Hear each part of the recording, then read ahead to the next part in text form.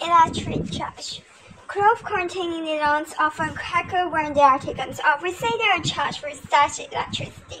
The crackles are caused by tiny electric sparks which can be seen in the dark.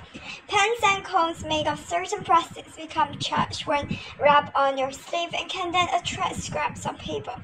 Positive and negative charge. When the strips of polythene is rubbed with a cloth, it becomes charged. If it is held up and another rubbed polythene strip is brought near, repulsions occur. Attractions occurs when a rubbed strip of cellulose acetate is brought near. Investigating charges. This shows there are two kinds of electric charge. That on cellulose acetate is taken as positive and that on polythene is negative. It also shows that like charges plus and plus are minus and minus repel, while unlike charges plus and minus attract. The force between electric charges decrease as the separations increase. Charges, atoms, and electrons. There's evidence that we can picture an atom as being made up of a small central nucleus containing positively charged particles called protons surrounded by an equal number of negatively charged electrons.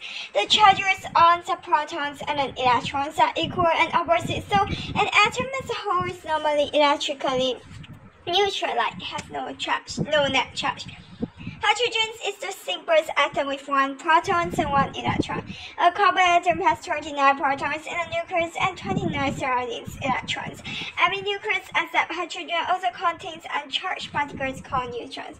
The production of charges by rubbing can be explained by supposing that friction causes electrons to be transferred from one material to the other. For example, when cellulose acetate is rubbed with a cloth, electrons go from acetate to the cloth, leaving the acetate short of electrons, i.e. positively charged. The cloth now has more electrons than protons and becomes negatively charged. Note that it is only electrons which move, the protons remain fixed in the nucleus.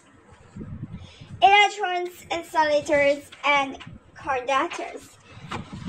In an insulator, all electrons are bound firmly to the atoms.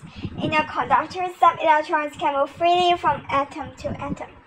An insulator can be charged by rubbing because the charge produced cannot move from where the rubbing occurs, i.e., the electric charge is static. A conductor will become charged only if it is held with an insulating handle.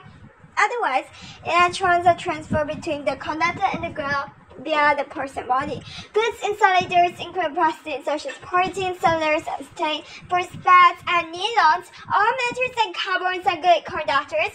In between are materials that are both pole conductors and because they conduct some standpoint insulators. Examples are wood, paper, cotton, the human body, and the earth. Water conducts, and if it were not present in materials such as woods and on surface of, for example, glass, these will be good insulators. Dry air insulates well.